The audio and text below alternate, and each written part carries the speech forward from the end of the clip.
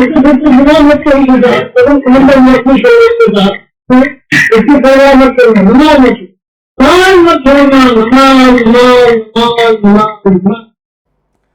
السلام علیکم ورحمۃ اللہ تعالی وبرکاتہ.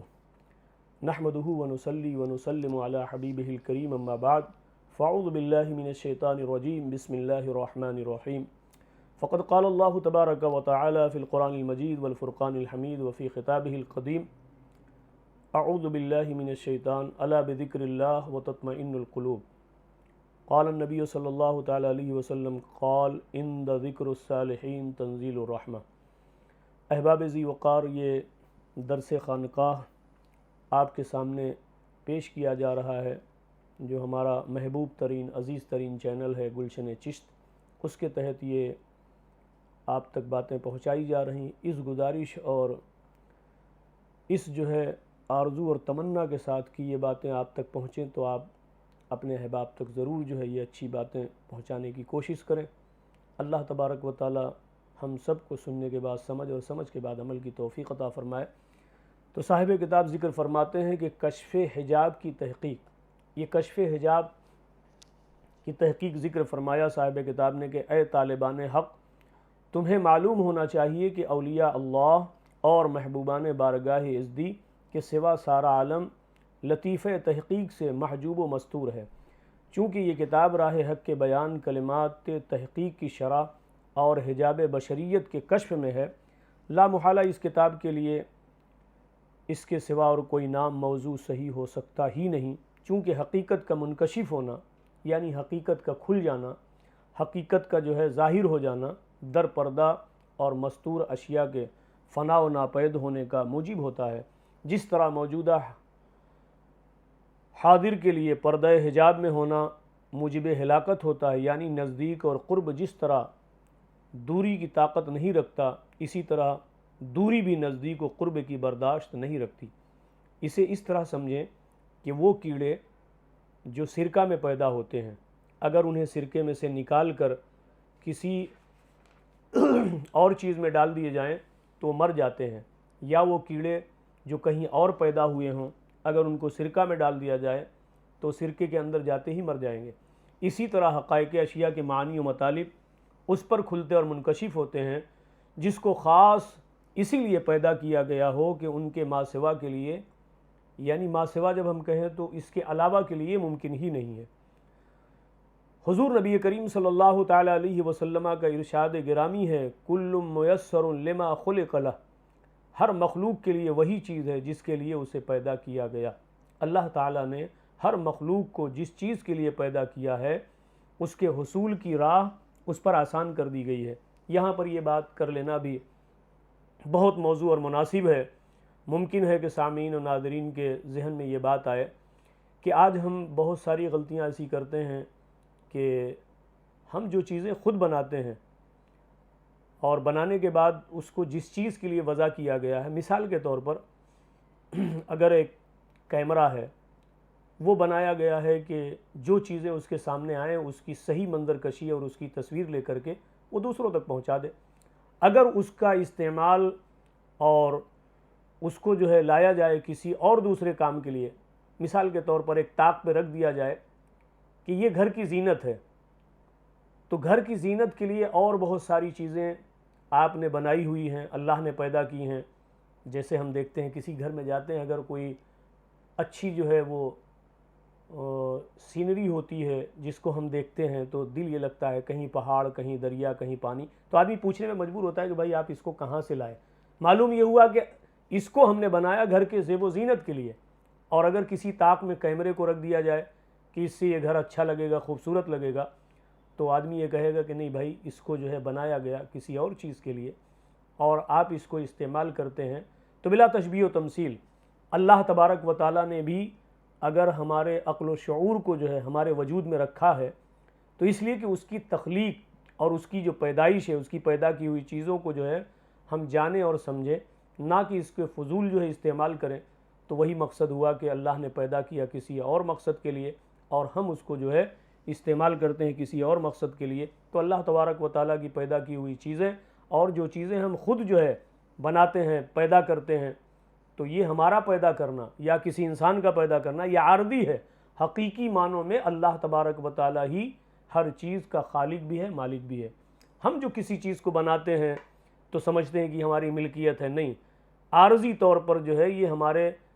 اختیار میں دے دیا گیا ہے، ہمارے ملک میں دے دیا گیا ہے، لیکن حقیقت یہ ہے کہ وہ اللہ تبارک و تعالیٰ ہی اس کا خالق بھی ہے اور اس کا مالک بھی ہے. کیونکہ حجابات جب اٹھتے ہیں تو بندے کو یہ بات سمجھ میں آ جاتی ہے کہ اللہ تبارک و تعالیٰ نے جیسے اس کی معرفت کا معاملہ، اگر جو ہے بندہ چاہے کہ اللہ رب العزت کی معرفت حاصل کرے تو کوئی زمانے تک جو ہے پھرتا رہتا ہے کہ بھئی اللہ کون ہے، کہاں ہے، کیسے ہے، اور اللہ تبارک و تعالیٰ فضل فرماتا ہے تو بندے کو اگلے جو ہے ایک دو لمحے میں جو ہے اللہ تبارک و تعالیٰ کی معرفت، جیسے اس کی مثال یہ لے لیں کہ ایک انسان سوچتا ہے کہ اللہ ہے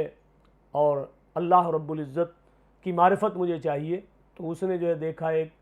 گھر کو جو ہے ابھی جیسے ہماری باتیں ہوئی کہ ایک بہت عمدہ جو ہے بہت بڑی اونچی عالی شان بلڈنگ بنائی، تو بندے نے دیکھا کہ اس کو کس نے بنایا، تو بنایا اس کو کس نے،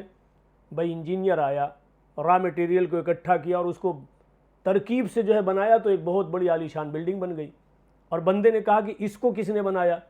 تو جواب یہ آیا کہ اس کو حضرت انسان نے بنایا. اور پھر اگلے پل جو اس کا سوال یہ ہوا کہ حضرت انسان کو کس نے بنایا، تو جواب یہ آیا کہ حضرت انسان کو اللہ نے بنایا. تو کہا اللہ تبارک و تعالیٰ کی معرفت بندے کو اگلے پل جو ہے مل گئی. تو اگر اللہ تبارک و تعالیٰ نے یہ ذہن اور فکر جو ہے انسان میں رکھا، عقل و شعور دیا، فکر و آگہی دی، تو اسے چاہیے کہ اسی جگہ استعمال کرے جہاں اس کو استعمال کرنا چاہیے. بات طویل نہ ہو جائے، ذکر فرماتے ہیں کہ حجابات رینی و غینی، انسان کے لیے وہ پردے جو راہ حق میں اس پر مانع اور حائل ہوتے ہیں، یعنی وہ اس پر جو ہے اس چیز کو ظاہر نہیں ہونے دیتے، وہ دو قسم کے ہیں. ایک کا نام حجاب رینی ہے جو کسی حالت میں اور کبھی نہیں اٹھتا، اور دوسرے کا نام حجاب غینی ہے اور یہ حجاب جلد تر اٹھ جاتا ہے. ان کی تفصیل یہ ہے کہ کچھ بندے ایسے ہوتے ہیں جن کے لیے اپنی ذات ہی راہ حق میں پردہ و حجاب بن جاتی ہے، یہاں تک کہ ان کے نزدیک حق و باطل دونوں یکساں اور برابر ہو جاتے ہیں. اور کچھ بندے ایسے ہوتے ہیں جن کے لیے ان کی اپنی صفتیں راہ حق میں پردہ حجاب ہوتی ہیں اور وہ ہمیشہ اپنے تباہ و سرشت میں حق کے متلاشی اور باطل سے گریزہ رہتے ہیں. ذاتی حجاب کا نام رین جو کبھی زائل نہیں ہوتا، اور حجاب رین کے معنی جس کے معنی زنگ آلود ہونے، اور ختم جس کے معنی مہر لگنے، اور تباہ جس کے معنی ٹھپا لگنے کے ہیں. ختم وہی جو مہر لگاتے ہیں، اور تباہ جو کہتے ہیں چھپ کر کے آئے کوئی چیز جو ہے چھاپ دی جائے، ٹھاپ بٹھا دی جائے، تو اس کے معنی جو ہے ٹھپا لگنے کے ہیں. اور اس پر جو ہے کلام الہی سے صاحب کتاب نے اپنی بات کو مضبوط فرمایا کہ یہ تینوں لفظ جو ہے جو استعمال ہوئے، ختم اور تباہ اور رین، تو اس کے ہم معنی اور ہم مطلب ہی ہیں، جیسا کہ اللہ رب العزت کا ارشاد ہوا کلا بل ران علی قلوبہم ما کانوا یکسبون، یہ لوگ ہرگز راہ حق قبول نہ کریں گے بلکہ ان کے دلوں پر رین یعنی حجاب ذاتی ہے. جو کچھ بھی وہ کرتے ہیں اس کے بعد حق تعالیٰ ان کا حال ظاہر کرتے ہوئے فرماتا ہے کہ جو لوگ کوئی حق بات سنتے ہیں تو وہ اس کو قبول نہیں کرتے، تو یہ لوگ کیسے ہیں؟ ان الذین کفروا سواء علیہم اانذرتہم ام لم تنذرہم لا یؤمنون. یہ اللہ تبارک و تعالیٰ نے اپنے پیارے حبیب حضور صاحب الاولاق جناب احمد مجتبیٰ محمد مصطفیٰ صلی اللہ تعالی علیہ وسلم کو خطاب فرمایا کہ اے میرے پیارے حبیب، ان پر برابر ہے کہ آپ چاہے ان کو جو ہے ڈرائیں یا نہ ڈرائیں، یہ ہرگز حق کو قبول کرنے والے نہیں ہیں اور یہ ایمان لانے والے نہیں. اس کی مثال مکۃ المکرمہ میں حضور نبی کریم صلی اللہ تعالی علیہ وسلم کے خود خاندان اور قبیلے کے لوگ ہیں کہ اللہ رب العزت نے ارشاد فرما دیا کہ اے میرے پیارے حبیب، بے شک وہ لوگ جنہوں نے کفر کیا ان پر برابر ہے خواہ آپ انہیں ڈرائیں یا نہ ڈرائیں، وہ ایمان لانے والے نہیں ہیں. پھر ظاہر حال بیان کرنے کے بعد حق تعالی عدم قبول حق کی علت بیان فرماتا ہے کہ ختم اللہ علی قلوبہم. یہ آیت کا یہ ٹکڑا جو ہے پچھلی آیت کی تفسیر بن کر کے آتا ہے کہ اللہ تبارک و تعالیٰ نے ان کے دلوں پر مہر لگا دی ہے. ٹھپا لگا دیا ہے کہ وہ جو ہے حق بات کو سنتے ہی نہیں، حق بات کو قبول کرتے ہی نہیں۔ اسی لیے دوسری جگہ ارشاد فرمایا گیا ہے کہ اے میرے پیارے حبیب صلی اللہ تعالیٰ علیہ وسلم، یہ وہ لوگ ہیں جو حق کو قبول نہیں کرتے، تو بظاہر اگر وہ زمین پر چلتے پھرتے بھی ہوں تو انہیں کہا گیا کہ یہ مردہ ہیں۔ اور اسلامی فلسفہ یہ کہ جو لوگ راہ خدا میں جان دے دیں، زمین پر تڑپ کر کے ٹھنڈے ہو جائیں، بازو کٹ جائیں، گردن تن سے جدا ہو جائے، مگر ان کو اسلام نے کہا کہ یہ زندہ ہیں، بظاہر جو ہے چلتے ہوئے نظر آئیں تو ان کو کہا کہ مردہ ہیں، اس لیے کہ یہ حق کو قبول نہیں کرتے اور اللہ کی باتوں کو مانتے نہیں۔ تو اللہ تبارک و تعالیٰ نے جو ارشاد فرمایا کہ یہ آپ کی باتوں کو جو ہے سن کر کے اسے قبول کیوں نہیں کرتے، تو اللہ تبارک و تعالیٰ نے ارشاد فرمایا کہ ختم اللہ جس کے دل پر مہر لگا دے، پھر اسے کون ہے کہ سمجھا سکے، اسے جو ہے بتلا سکے، اسے حق کو قبول کروا سکے۔ عزیزان محترم، آج بھی جو ہے جن کے دلوں پر مہر لگ چکی ہے انہیں لاکھ آپ دلیلیں دیں، لاکھ آپ ان پر جو ہے کوشش کریں، مگر اللہ رب العزت نے جب ان سے جو ہے ہدایت کی توفیق چھین لی ہو اور ان کے دل پر، اور یہ ہوتا کب ہے، ہوتا کیوں ہے کہ جو اللہ و رسول کی نافرمانیاں کرتے کرتے، جیسا کہ حضور نبی کریم صلی اللہ تعالیٰ علیہ وسلم نے ارشاد فرمایا کہ جب بندہ کوئی یہ گناہ کرتا ہے اور وہ توبہ کی طرف مائل نہیں ہوتا تو اس کے دل پر ایک سیاہ نقطہ آتا ہے، ایک سیاہ داغ اور دھبا آتا ہے، اور اگر وہ جو ہے اللہ کی بارگاہ میں پشیماں نہیں ہوتا، نادم نہیں ہوتا اور اپنے کیے پر جو ہے وہ پچھتاوا نہیں دکھاتا ہے، تو اللہ تبارک و تعالیٰ پھر اس کے دل پر ایک جو ہے سیاہ داغ نمودار ہوتا ہے اس گناہ کی وجہ سے۔ اگر وہ توبہ کرتا ہے تو اللہ تبارک و تعالیٰ توبہ کے پانی سے اس داغ کو دھو دیتا ہے، لیکن اگر توبہ نہیں کرتا اور پھر دوسرا گناہ کرتا ہے تو وہ سیاہ داغ اور دھبا بڑھتے ہی چلا جاتا ہے، یہاں تک کہ مفسرین کرام فرماتے ہیں کہ وہ سیاہ داغ اور دھبا پورے دل کو جو ہے، جب ہم کوئی بات کسی ایسے انسان کو کرتے ہیں اور اس پر کوئی اثر نہیں ہوتا تو دیکھنے میں یہ نظر آتا ہے کہ بھئی اس کی زندگی کیسی ہے، تو کہا گناہوں سے آلود ہے، گناہ اتنا کیا، گناہ پر اتنا دلیر ہوا کہ اب وہ گناہ کو گناہ ہی نہیں سمجھتا ہے بلکہ بڑی دلیری کے ساتھ اس پر دلائل دیتا ہے، تو پھر یہ سمجھ لینا چاہیے کہ اللہ نے اس کے دل پر مہر لگا دی ہے، اور کسی عارف حق کی، عارف باللہ کی باتیں بھی جو اس پر اثر نہیں کرتی، کیونکہ اللہ نے اپنے ذمہ کرم میں وعدہ لے لیا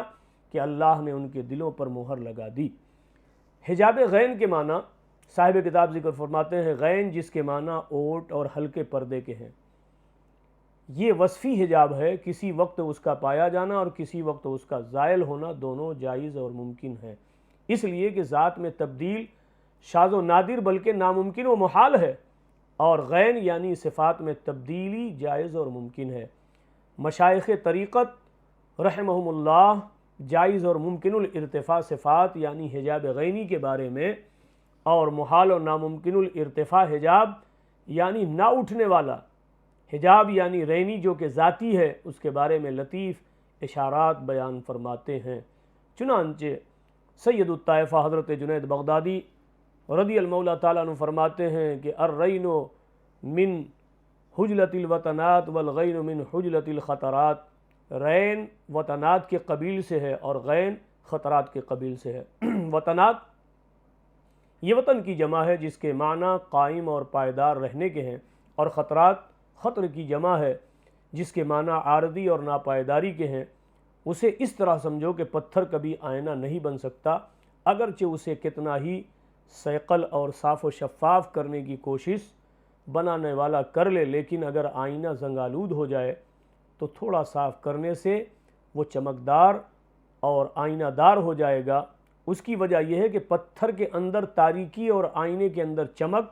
اس کی ذاتی اور اصل خوبی ہے۔ چونکہ ذات اور اصل قائم پائیدار رہنے والی چیز ہوتی ہے، اس لیے وہ کسی طرح زائل نہیں ہو سکتی، اور صفت چونکہ عارضی اور ناپائیدار ہوتی ہے اور وہ قائم اور باقی رہنے والی چیز نہیں ہوتی ہے، اس لیے وہ جلد ہی زائل ہو جاتی ہے۔ میں نے یہ کتاب ان لوگوں کے زنگ قدورت دور کرنے کے لیے لکھی ہے جو حجاب غینی یعنی پردہ صفاتی میں گرفتار ہیں اور ان کے دلوں میں نور حق کا خزانہ موجود ہے۔ عزیزان محترم، سامعین ناظرین کرام، یہ جو جملے آپ تک پہنچائے گئے یہ صاحب کتاب یعنی حضرت داتا صاحب رضی المولا تعالیٰ عنہ فرماتے ہیں کہ میں نے یہ کتاب ان لوگوں کے زنگ قدورت، یعنی جو ہمارے دل کے اندر حسد ہے، کینہ ہے، بغض ہے، یہ طرح طرح کی آلائشیں ہیں، ان کو دور کرنے کے لیے لکھی ہے جو حجاب غینی یعنی پردہ صفاتی میں گرفتار ہیں، اور ان کے دلوں پردہ صفاتی اور غینی جو ہے حجاب کو جو پیچھے آپ سن آئے کہ وہ ایک ممکن ہے تھوڑی دیر کے لیے ہوتا ہے اور ہلکا سا جو ہے اس پر جو ہے دبیز چادر جو ہے پڑ جاتی ہے، لیکن ان کے دلوں میں نور حق کا خزانہ موجود ہے تاکہ اس کتاب کے پڑھنے کی برکت سے وہ حجاب غینی اٹھ جائے اور حقیقی معنی کی طرف انہیں راہ مل جائے۔ لیکن وہ لوگ جن کی شرست و عادت ہی انکار حق ہو اور باطل پر قائم و برقرار ہوں، تو جن کا شعار ہو وہ مشاہدہ حق کی راہ سے ہمیشہ محروم رہیں گے۔ یہ جو پیچھے گفتگو گزری اس کا خلاصہ صاحب کتاب نے ذکر فرما دی کہ اگر اللہ تبارک و تعالیٰ کسی کے دل پہ مہر لگا دے تو اس کے اوپر چاہے جتنی محنت کی جائے پھر وہ جو ہے ہمیشہ راہ حق کے مشاہدے سے محروم رہیں گے۔ ایسے لوگوں کے لیے یہ کتاب صاحب کتاب نے ذکر فرما دیا کہ کچھ فائدے مند نہ ہوگی۔ عزیزان محترم، سامعین، ناظرین کرام، چاہے آپ پڑھیں اور چاہے میں آپ کو پڑھ کر سناؤں، ہو بہو الفاظ پڑھنے کی کوشش کر رہا ہوں، لیکن چونکہ بزرگوں کا حکم ہے کہ کچھ الفاظ اپنے تئیں جو ہے آسان کر کے، تو کوشش یہی ہوتی ہے کہ جو میرے سمجھ میں آئے کہ یہ مشکل ہوگا سامعین ناظرین کے لیے، کیونکہ اس میں بڑے عمدہ قسم کے جو ہے عالم اور فاضل بھی جو ہے ممکن ہے کہ سنیں، تو ان سے میری یہی گزارش ہے ابتداءً کے اصلاح فرمانے کی کوشش کریں۔ اگر کوئی ان کے درمیان جو ہے ایسا محسوس ہو کہ یہ اصلاح حق ہے تو یقیناً یہ میرا حق مجھ تک پہنچایا جائے، اور جو میرے بھائی کچھ جو ہے کم پڑھے لکھے ہیں یا نہیں سمجھ پاتے ان کے لیے جو میں کوشش کرتا ہوں تو اللہ تبارک و تعالیٰ اسے قبول فرمائے اور ہم سب کو اس کا اجر اور بدلہ نصیب فرمائے۔ اب جو ہے صاحب کتاب نے جو ہے جب ذکر فرما دیا تو میں بھی یہی بات کہوں گا کہ جو اہل حق ہیں اور جن کا دل حجاب غینی کے مترادف ہے تو ان کے لیے تو بہت بہتر ہے، لیکن جو حجاب رین کے جو ہے مترادف ہیں تو ان کے لیے اس سے کچھ فائدہ نہ ہوگا، بلکہ وہ جو ہے یہ کوشش کرتے رہیں گے کہ یہ بات ایسے کیوں، یہ بات ایسے کیوں، اور یہ اس طریقے سے نہیں، اس طریقے سے وہ ہمیشہ چی ببی رہیں گے، قیل و قال کرتے رہیں گے۔ تو ان کے لیے صاحب کتاب نے فرما دیا کہ ان لوگوں کے لیے جو ہے کچھ یہ کتاب فائدے مند نہ ہوگی، اور پھر جو ہے آگے جملہ فرماتے والحمدللہ علی نعمت العرفان۔ میں نے جو ابتدا میں یہ کہا کہ اس نوشتے میں اپنے سوال کا جواب علی وجہ الکمال پاؤ گے، یہ جواب دینے والے کا فرض جو ہے ذکر فرماتے ہیں مجیب کا فرض، تو اس کا مطلب یہ ہے کہ میں نے تمہارے سوال کا مقصد اور اس کی غرض و غایت کو جان لیا ہے، اس لیے کہ مجیب کو جب تک سائل کے سوال کا مقصد، یہ جب مجیب کا لفظ جو ہے عربی میں استعمال فرمایا کہ جواب دینے والے کا فرض، جواب دینے والے کا جو ہے یہ فرض صاحب کتاب فرماتے ہیں کہ تمہارے سوال کا مقصد اور اس کی غرض و غایت کو جان لیا ہے، اس لیے کہ مجیب کو جب تک سائل کے سوال کا مقصد اور اس کی غرض و غایت معلوم نہ ہوگی اس وقت تک وہ اپنے جواب میں مسائل کی تسلی و تشفی کیسے کر سکتا ہے، کیونکہ مشکل درپیش آنے پر ہی سوال کیا جاتا ہے اور جواب میں اس مشکل کا حل پیش کیا جاتا ہے۔ اگر جواب میں اسی اشکال کو حل نہ کیا جائے، اسی مشکل کو آسان نہ کیا جائے، تو ایسا جواب سائل کو کیا فائدہ پہنچائے گا، اور اشکال کا حل بغیر معرفت اشکال کے ناممکن ہے۔ اور میرا یہ کہنا ہے کہ اپنے سوال کا جواب علی وجہ الکمال پاؤ گے، تو اس کا مطلب یہ ہے کہ اجمالی سوال کے لیے اجمالی جواب ہوتا ہے اور جامع سوال کے لیے جامع جواب، لیکن جب سائل اپنے اجمالی سوال اور اس کے مراتب اور درجات سے باخبر ہوتا ہے، یا یہ کہ مبتدی کے لیے تفصیل کی حاجت ہوتی ہے، تو مجیب کا فرض ہے کہ جواب میں اس کا پاس و لحاظ رکھے۔ اللہ تعالیٰ تمہیں سعادت عطا فرمائے، چونکہ تمہاری غرض یہی تھی کہ میں تفصیل کے ساتھ طریقت کے حدود اور اقسام بیان کروں جو ہر شخص کے لیے فائدہ مند ثابت ہوں،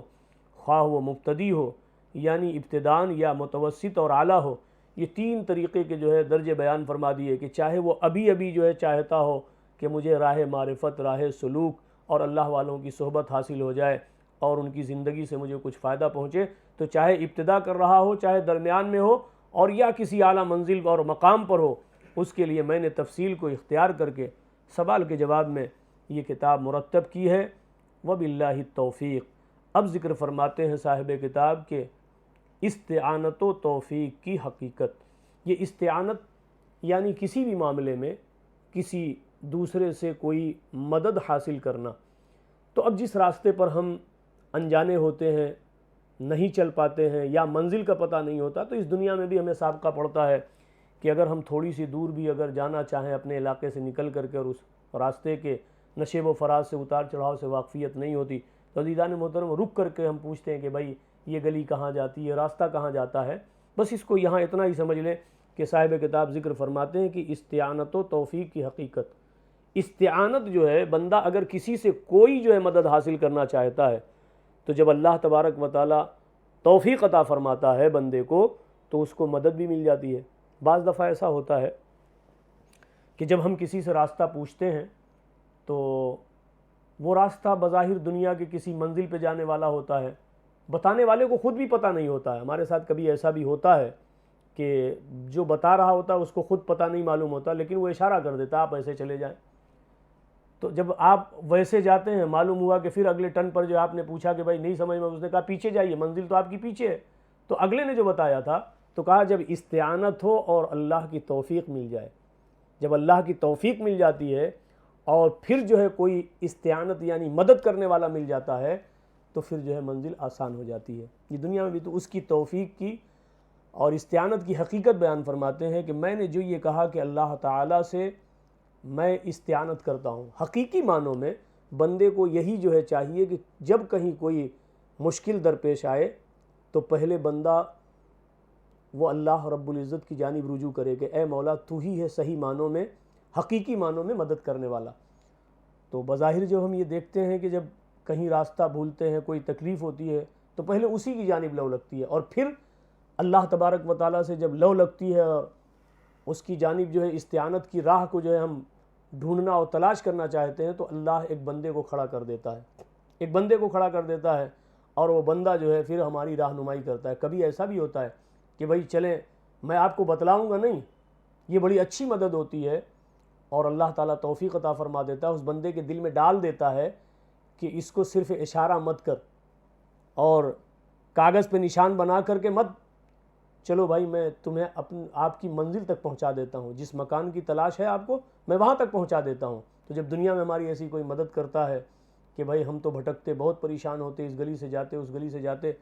اور اگر کوئی بندہ وہاں تک لے جا کے پہنچا دیتا ہے تو ہم اس کا شکریہ جو ہے گردن جھکا کے کرتے ہیں۔ تو یہ جو کچھ بھی ہے، چاہے دنیا میں ہو یا دین میں ہو، پہلی استعانت جو ہے بندے کو چاہیے کہ وہ اللہ رب العزت کی جانب رجوع کرے، اور جب بندہ جو ہے اللہ کی جانب رجوع کرتا ہے تو مدد ایسی آتی ہے کہ اس کا چہرہ کھل اٹھتا ہے۔ تو صاحب کتاب فرماتے ہیں کہ اللہ تعالیٰ سے استعانت کرتا ہوں اور اس سے توفیق کی استدعا کرتا ہوں کہ وہ اس نوشتہ کو، لکھے ہوئے کو مکمل کرنے میں میری مدد فرمائے۔ سبحان اللہ، آمین یا رب العالمین۔ وہاں تو صاحب کتاب ذکر فرماتے ہیں کہ اس کو لکھنے کو جو ہے اللہ تبارک و تعالیٰ مکمل کرنے میں میری مدد فرمائے، اور یقیناً ہمارا یقین ہے کہ اللہ نے مدد فرمائی۔ اب یہاں میں جو ہے یہ جملہ اپنے لیے جو ہے کہہ لوں کہ اللہ تبارک و تعالیٰ